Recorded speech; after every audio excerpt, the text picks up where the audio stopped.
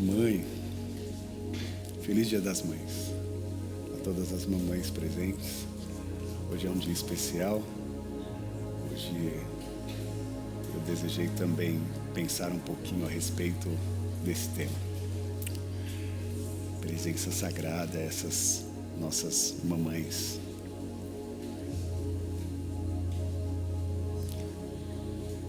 Te louvamos, Jesus, te louvamos por esse tempo, por esse momento. Obrigado pelas canções, por cada abraço, cada encontro. Tu és fiel. Tu és fiel, Senhor, por essa oportunidade que temos de nos alegrar na Sua presença.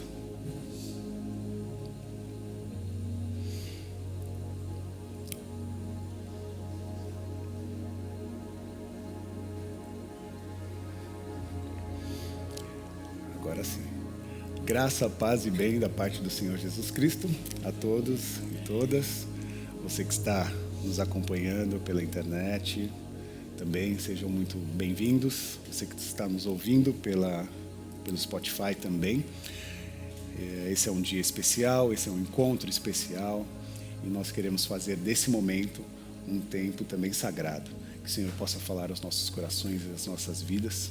Por isso, eu já gostaria de pedir para que você abra a sua Bíblia, ou o seu aplicativo, ou acompanhe a minha leitura no livro de Salmos.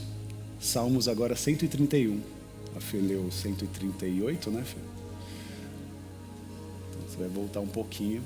E eu vou pedir para que você até deixe aberto aí esses textos, porque eu quero conversar um pouquinho a respeito da revelação, né, que eu encontro nesse Salmo de Davi, Salmo 131, e eu quero ler apenas o versículo 1, 2 e 3. Salmos 131, 1, 2 e 3. Que diz assim: Senhor, o meu coração não é orgulhoso, e os meus olhos não são arrogantes. Não me envolvo com coisas grandiosas, nem maravilhosas demais para mim. De fato, acalmei e tranquilizei a minha alma. Sou como uma criança, recém-amamentada por sua mãe. A minha alma é como essa criança. Ponha a sua esperança no Senhor, ó Israel, desde agora e para sempre. Até aí. Oremos juntos. Feche seus olhos e peça para que o Senhor fale contigo nessa manhã. Pai querido e amado, nós te louvamos, exaltamos o seu nome. Te adoramos, querido Deus, querido Senhor Jesus. Te adoramos Espírito Santo. Obrigado por essa presença, obrigado por essa oportunidade que nos dá de afeto, de cuidado, que a sua graça venha a ser explícita nesse lugar, como tem sido, através dos abraços, dos encontros, das canções, do tempo que nós tivemos aqui de adoração. O Senhor se fez presente e sabemos que o Senhor está presente. Por isso, fale agora através dessa mensagem, que não sejamos nós, mas o próprio Espírito falando com cada um de nós. Use as nossas vidas tanto no ouvir quanto no falar. Esse é o nosso pedido, com agradecimento, em nome do Senhor Jesus. Amém. Amém. Glória a Deus. Hoje, por ser um dia especial, eu desejei compartilhar com vocês algo que eu compreendo como uma face de Deus na expressão de uma mãe. E chamo isso de uma presença sagrada que nós tivemos ou temos, né? E muitas vão poder ser ou em determinado momento estar, né, como mães. E no entendimento religioso existem dois mundos. Existe um mundo sagrado e existe um mundo profano. Há sempre uma leitura e uma conversa a respeito dessas duas dimensões, sagrado e profano. profano e sagrado. E parece que a religião articula a sua fala, a sua presença, a sua condução dentro dessa experiência de dois ambientes. O ambiente do mal e o ambiente do bem. Pessoas que são de bem, pessoas que são do mal. Gente que faz coisas boas e gente que faz coisas cruéis. Então, há uma divisão dentro da expressão religiosa. Então, nós achamos que o sagrado é sempre um espaço, um objeto, um símbolo com quem alguém deu um significado especial. Ou alguém ou um grupo. Já o profano é aquilo que não é sagrado, é aquilo que está no mundo. Por isso que nós falamos, ele está no mundo. Né? Nós usamos esse termo. A pessoa não está na igreja, ela está no mundo. E nós chamamos esse mundo de ambiente profano. E o que é profano também é a vida comum do nosso dia a dia, as coisas que nós fazemos, os atos, os fatos, né, da nossa rotina, do nosso cotidiano. Também, através da religião, é chamada de profana. Mas eu tenho insistido e tenho falado com vocês que eu não penso dessa forma. Porque, na minha leitura, tudo é profano. Não há uma divisão. Porque a Bíblia Sagrada também nos aponta chaves e informações que nos dá a revelação dessa verdade. Tudo é profano. Não há uma divisão. E você vai me perguntar, Rafa, mas o que é sagrado? Sagrado é tudo aquilo que recebe ou que porta a manifestação do divino. Então, se tudo é profano, torna-se sagrado aquilo que porta a manifestação de Deus, a manifestação do divino. Num exemplo mais prático, quando nós vamos à Bíblia Sagrada e vemos aquela experiência de Moisés. Moisés, quando está caminhando no deserto, ele se encontra com uma sarça que queimava, ardia em fogo e não se consumia. Moisés caminhava pelo deserto e isso era uma prática comum. Ele sabia de deserto e sabia dos fenômenos naturais que aconteciam no deserto. E um deles era que as sarças, as árvores, os arbustos, eles queimavam. E por que eles queimavam? Por causa da combustão, do calor e do ar seco. Era natural uma queimada no deserto. O que não era natural era que, quando ele olhou para aquela sarça, que ardia em fogo, ele percebeu que aquela sarça não se consumia. E naquele momento, ele presenciou algo que é ordinário, que é extraordinário, né? Que é fora da ordem natural. Não é ordinário, né? É extraordinário. Ele presenciou o sobrenatural, ele presenciou o extraordinário, ele presenciou algo pelo qual só poderia ser compreendido como uma manifestação no seu entendimento divina. E por isso despertou a curiosidade. Ele falou, quero me aproximar, eu quero ir ali mais perto para entender qual é esse fenômeno. E quando ele vai chegando bem perto, ele ouve uma voz. E essa voz diz para ele, Moisés, tire a sandália dos seus pés, porque o lugar que você está entrando é um lugar santo. A terra que você vai pisar é uma terra santa. O ambiente é santo. Não se trata da terra, do local, do estado, do país, não. Ele está dizendo que aquele local que tinha uma manifestação natural, recebeu ou portou a manifestação divina. Deus se fez presente naquele lugar. E por se fazer presente naquele lugar, aquele lugar se tornou santo. Aquele lugar se tornou sagrado. Então o que eu quero dizer é que, diante de todas as coisas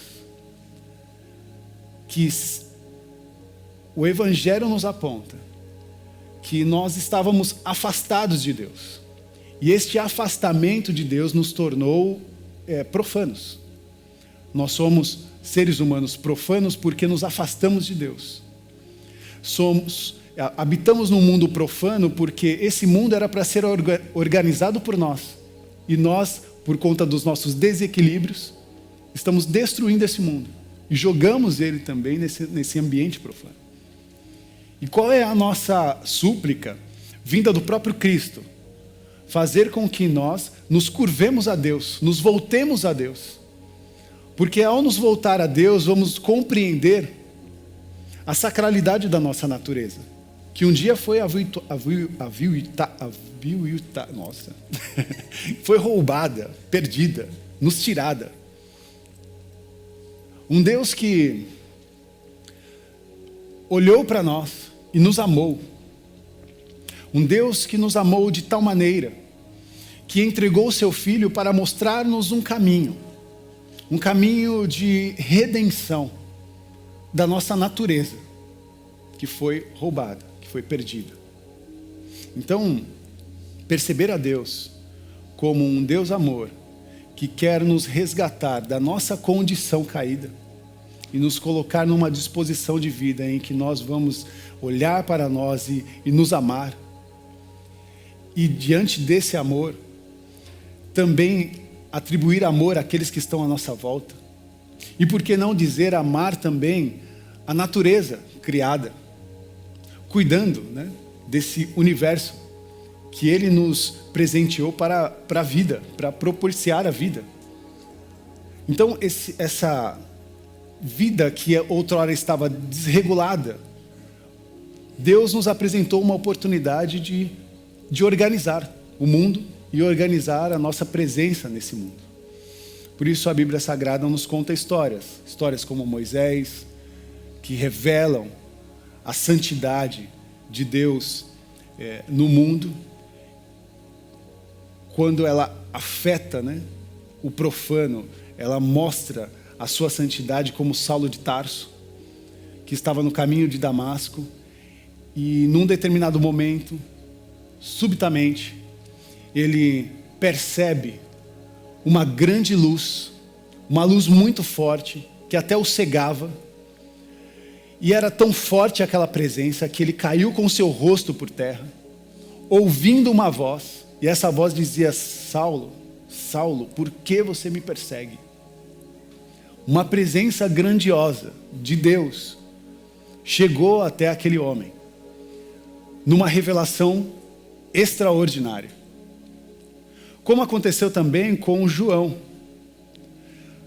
na ilha de Patmos, que também recebeu uma grande revelação, talvez uma das maiores revelações que a Bíblia Sagrada nos traz, uma revelação profética, em que ele viu na ilha de Patmos coisas que são quase indecifráveis, quase que difíceis, quase impossível de conseguir decifrar, porque ele viu coisas que nós até hoje não vimos. E ele tentou, na sua carta, no livro do Apocalipse, prescrever tudo aquilo que ele via, toda aquela revelação que Deus dava diante dele a respeito do futuro. Esse é o extraordinário de Deus, que chega diante de Moisés e se apresenta, chega diante de Saulo de Tarso e se apresenta numa experiência de conversão, numa experiência de chamado, ou numa experiência profética. Deus se apresenta diante de nós. O sagrado, o divino, quando se manifesta, gera em nós sim um certo temor, gera em si uma certa confusão. Nós ficamos impactados pelo incerto, pelo que não sabemos, pelo que não conhecemos. E resta a nós fugir ou nos entregar. Esses homens se entregaram àquela presença, àquele amor, ainda sabendo das suas condições. Porque alguns deles, quando viram aquela presença, aquela glória manifesta, diziam para Deus: afasta-te de mim, porque eu sou um homem pecador. Porque eu não sou merecedor dessa presença. Não sou merecedor dessa glória. Como Isaías disse a Deus. Como Pedro disse também a Deus no barco. Afasta-te de mim, eu não sou merecedor.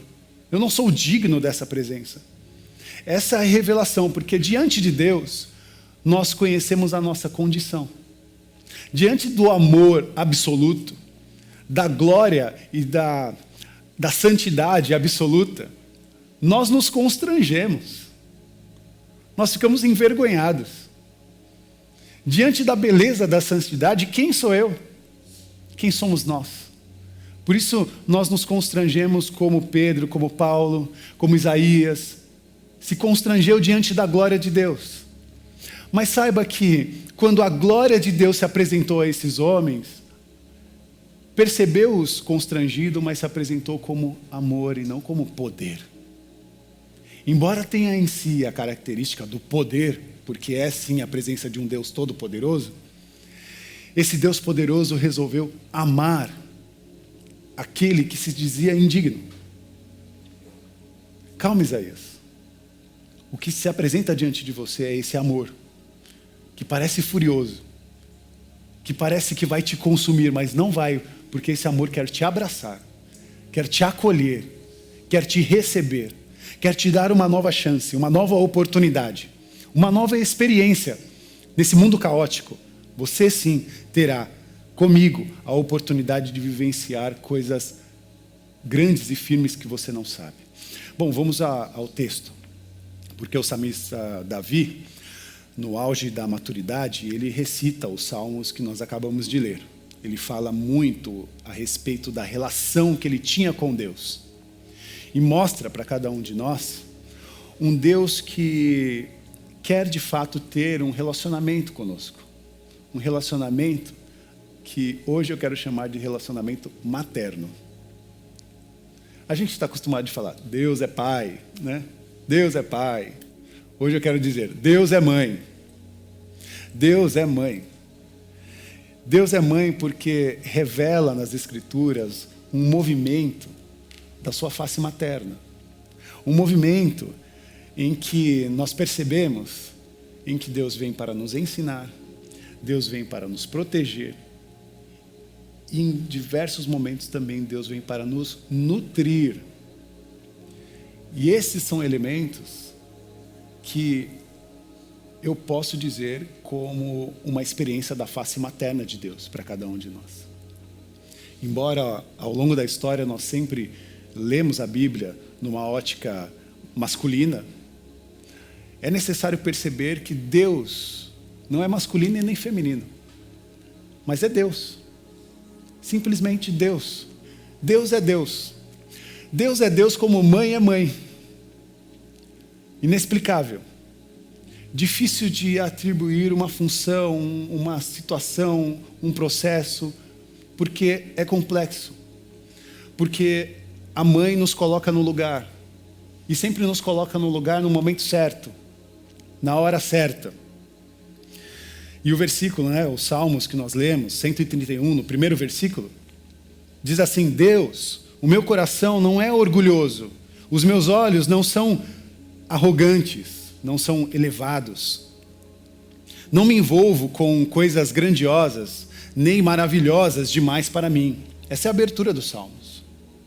O rei Davi mostrando a sua maturidade e a compreensão que ele tinha limitações.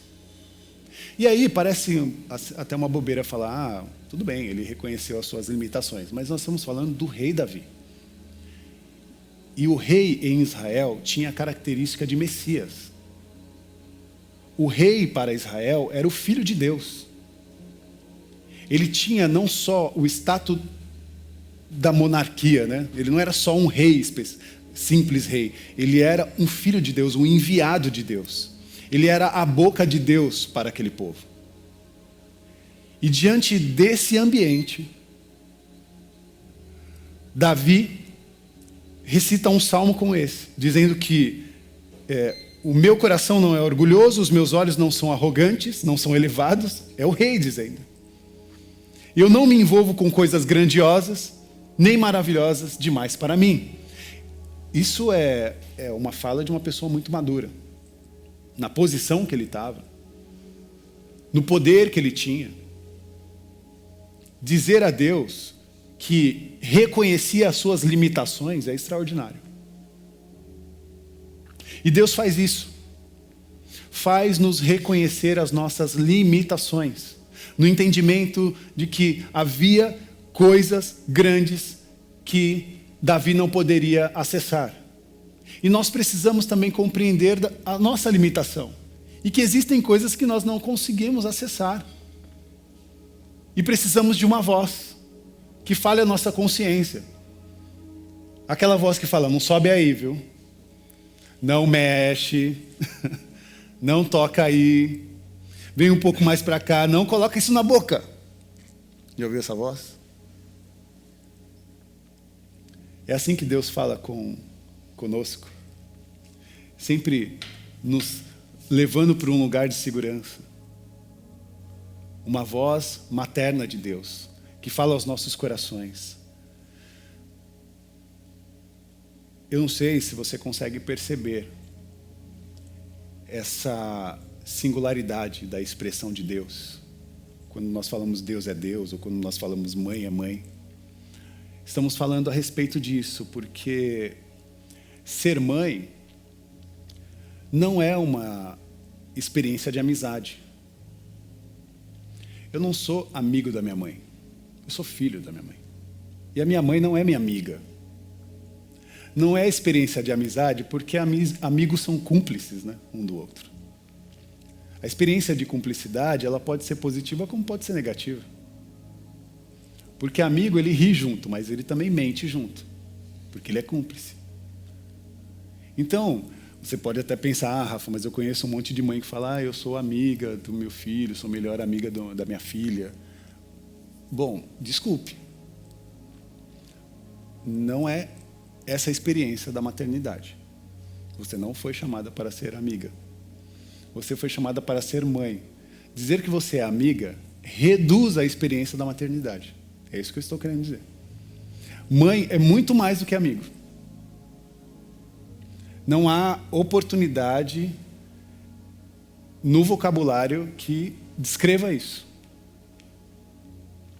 Então, o que eu estou dizendo o que estou fazendo é uma certa crítica numa sociedade que está criando uma relação de amizade com seus filhos.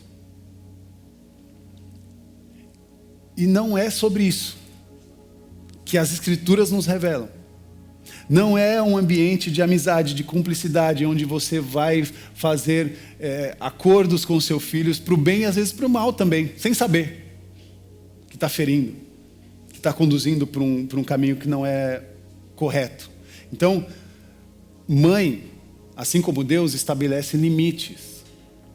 Aprende a estabelecer limites, aprende a fazer com que os filhos e filhas compreendam os seus limites. Saibam, de fato, quando e onde avançar. Como está em Jeremias, no capítulo 33, no verso 3, que diz assim, o próprio Deus falando: clama a mim, e responder-te-ei, e anunciar-te-ei coisas grandes e firmes que ainda não sabes. Isso aqui é frase de mãe. Clama a mim, porque eu vou te responder. Eu vou te anunciar, vou falar as coisas grandes que você ainda não sabe. Você precisa ainda compreender um pouquinho mais da vida. Mãe estabelece limites e dá os seus cuidados. Abre caminhos. E esses caminhos não é caminhos para uma legislação da experiência da vida, mas é caminho para a maturidade. Para nós crescermos e crescermos como humanidades possíveis, não como humanidades caídas. Oséias, capítulo 11, versículo 3 e 4 diz assim: mas fui eu quem ensinou Efraim a andar. Palavra de Deus. Tomando-o nos braços. Mas eles não perceberam que fui eu quem os curou. Eu os que conduzi com um laço de bondade humana e de amor. Tirei do seu pescoço o jugo e me inclinei para amamentá-los, para alimentá-los. Agora vamos voltar para Salmos. Salmo 131, agora verso 2. De fato, acalmei e tranquilizei a minha alma. Eu sou como uma criança recém-amamentada por sua mãe. A minha alma é como essa criança. Salmo de Davi. Essa compreensão de um Deus que cuida dos seus filhos como uma mãe cuida de uma criança. O cuidado, o afeto, o abraço, o acolhimento, a proteção que o salmista recebeu, ele só pôde comparar com o que ele tinha recebido da sua própria mãe. Então há uma experiência como se no versículo 1 nós aprendemos que Deus impõe limites ou aprende a fazer com que nós reconhecemos as nossas limitações, nós queremos também compreender que Deus, assim como a mãe, nos prepara para a vida e nos nutre. Deus também é alimento. Deus é pão. Deus é alimento que nutre as nossas vidas e nos nutre para a vida. E nos mostra também que nós não somos autossuficientes. Você sabia que um dia você foi parasita de alguém? Que você sugou nutrientes de alguém? Ah, Rafa, minha mãe não me amamentou, mas você foi um embrião. Você foi acolhido por um ser. E você sugou nutrientes dele num determinado momento da sua vida. O que Deus também nos mostra é essa compreensão que nós não somos autossuficientes. Eu sei que você fala hoje, que você anda, que você já está bem crescidinha, você está bem crescidinho. Mas você não é autossuficiente. Você ainda precisa de nutrientes divinos. De um Deus que se propõe a nos alimentar. Essa opção está na prateleira e ela precisa ser retirada. Não tem como. Deus está falando, você precisa de mim, porque sem mim você não vai sobreviver por muito tempo. O que eu tenho para oferecer para você é a eternidade. Se você não ficar comigo, se você não perceber que eu sou o fator de nutriente para essa vida eterna, você vai viver, você vai morrer e ser lançado ao nada. Agora, se você estiver comigo, você vai viver, passar pela morte, se eu não voltar antes, mas na morte você vai mergulhar para a existência, para a eternidade, para o lugar que eu preparei para cada um de vós. Porque o que Deus nos promete é vida abundante. É uma vida além da vida. É uma vida viva. Uma vida que não acaba. Por isso é importante saber que um dia nós fomos sim parasitas de alguém. E que fomos alimentados por um outro tipo de organismo. E foi através dele que nós obtivemos todo o alimento. Reconhecer que nós somos autossuficientes e que todos precisam de um pão existencial. Um pão que nos sustentem na existência. Que nos sustentem na existência. Nós precisamos compreender isso. Vamos para o versículo último, o terceiro que nós lemos. Salmos 131, verso 3. Onde ele diz: ponha a sua esperança no Senhor, ó Israel, desde agora e para sempre. Bom, eu não retirei esse versículo, porque diante de tudo que eu falei, você pode se perguntar: Rafa, eu não tive um relacionamento assim, com a minha mãe. Eu não tive um relacionamento como esse. Eu não tenho mais a minha mãe. Ou você pode me dizer: ah, Rafa, eu não sou mãe. Por isso que eu iniciei a minha fala, o meu texto, dizendo que mãe é uma presença sagrada. Está acima de um relacionamento. Está acima da posição de ser ou não mãe. Ou de ter a sua mãe ou não. O que eu quero dizer é que mãe é uma presença sagrada, e essa presença sagrada está no meio de nós. Ora na face de uma mulher, e ora na presença de tantas outras mulheres, que aqui são também representadas. Você não é mãe, mas mulher fala com ventre. Não tem jeito. Pode parecer estranho, mas tem momentos que eu falo com a Fernanda, eu falo, Fernanda, você está parecendo minha mãe. Ela nem é mãe. Por quê? Porque mulher fala com ventre. Ela não precisa ser mãe para estar mãe. Ela está sob cuidados. Está a todo cuidado. Está sempre pensando nos afetos, nas pessoas. Não esquece nas orações. Sempre está presente. Sempre está preocupada. O ser mãe é um mistério. Assim como Deus é um mistério. Um grande mistério. Um mistério que quer se revelar para cada um de nós. E se nós formos sensíveis, essa revelação só pode ser compreendida como amor. Mãe é um amor absoluto. Assim como Deus é um amor absoluto.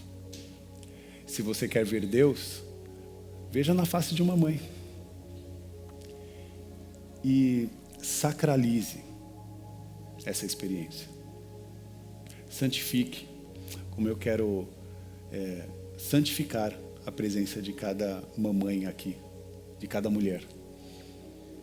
Porque eu tenho hoje a experiência de ver Deus em cada um de vocês, em cada uma de vocês. E só consigo fazer uma pregação como essa porque eu as a conheci. Muito obrigado por essa oportunidade. Feliz Dia das Mães. Mãe é uma face de Deus, um mistério que pode acontecer em diversas mulheres.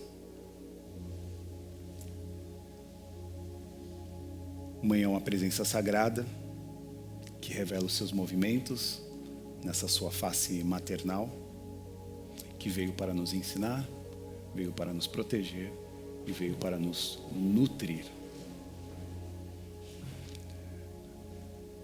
Falar mais do que isso é recorrer talvez ao erro, porque nós não vamos conseguir traduzir em palavras o que é a expressão de uma mãe. Por isso eu quero homenagear as mães nesse dia, elas que nos nutrem, nos cuidam, mas que também não podem estar só do lado de lá, como cuidadoras. Elas precisam também ser cuidadas. Elas estão sempre a todo respeito, né, a todo cuidado, mas elas também precisam do nosso respeito e precisam também do nosso cuidado. Precisa também do nosso afeto, do nosso abraço, da nossa presença. Mãe também precisa ser notada. Assim como Deus quis ser notado por nós. Mãe também precisa ser notada. Precisa ser ouvida. Por isso, se elas nos educam, nos ajudam, se elas estabelecem limites, se elas nos estimulam, nos encorajam para a vida, aquilo que nós aprendemos com elas, nós queremos também devolver, encorajando-as para a vida viva que Deus nos proporciona. Por isso, a minha última súplica é a súplica do alívio. Do alívio. Para as mamães que estão sobrecarregadas. A minha súplica a Deus é que Deus derrame sobre cada uma delas o alívio. Toda a sobrecarga. Que Que você, mamãe, se perceba como filha. Que você, mamãe, possa descansar no colo de Deus. Um Deus que também é mãe para ti. Filha amada, em quem eu me agrado. É o que o Senhor diz a você nessa manhã. Você é a minha filha amada. Se perceba nesse meu colo materno, diz o Senhor. Se perceba nesse meu colo materno, diz Deus a cada mamãe. E que Deus, nessa mesma experiência, nos abençoe. Abençoe a todos e todas. Amém. Eu quero, por último, orar pelas mamães. Gostaria que vocês ficassem de pé, todos, né?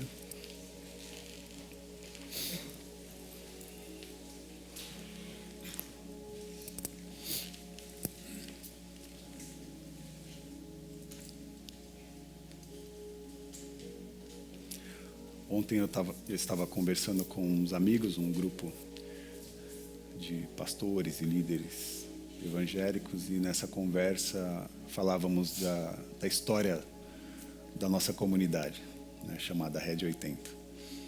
E aí dizia, né, que os processos, nós se reuníamos lá na frente, não tinha teto, não tinha parede, era uma casa muito engraçada, né, não tinha quase nada, estava suja, né, largada, e a gente chegou aqui e de repente muitas mãos se moveram para erguer as paredes, pintar as paredes, fazer o teto, as luzes, a composição das portas, a decoração, comprar as cadeiras.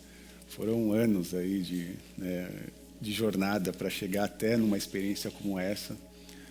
E quanto o Senhor cuidou de cada um de nós, né? Porque no final a gente não celebra tudo isso, nós não celebramos a casa, nós celebramos as pessoas.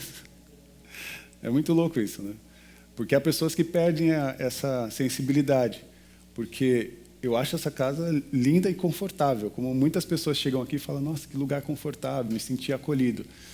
Mas o acolhimento é nosso, não é da casa não, é o nosso abraço, é o nosso amor, o nosso respeito, o nosso cuidado.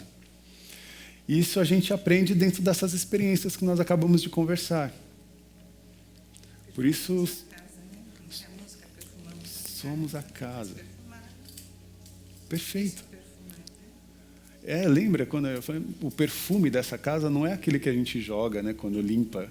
Não, o perfume é o nosso perfume, né? É a nossa presença. Nós somos casa. Nós somos essa morada, né, de Deus. E por isso devemos respeito a cada um dos nossos pares, a cada uma das pessoas que estão aqui. E por isso quero fazer essa oração especial às mamães, em respeito a todo esse cuidado e a toda essa força, né, que elas carregam, e também a nossa súplica por alívio, né, porque nós não queremos, né, a hipocrisia, né, de sermos carregados por ela, não. Nós queremos a noção do amadurecimento do nosso ser, de compreender que elas também precisam do nosso cuidado, da nossa oração e do nosso abraço. Recebam o nosso abraço em forma de oração. Curve a sua cabeça. Senhor, meu Deus e meu Pai, nós te louvamos. E agradecidos, dizemos que quão especial é, Pai, a oportunidade de conhecer cada uma dessas mulheres. Mulheres que são mães, ou que desejam ser mães. Mulheres que têm em si a oportunidade de ser e estar nessa presença tão divina, que é o ser mãe. Porque ser mãe é ser um pouquinho de Deus no meio de nós. E nós celebramos isso. Celebramos a sua presença, Deus, através dessas mulheres. Celebramos, Senhor, a sua presença na alegria que temos. E queremos colocar as nossas vidas em plena disposição para fazê-las firmes, fortes, para levar a cada uma delas todo o encorajamento necessário.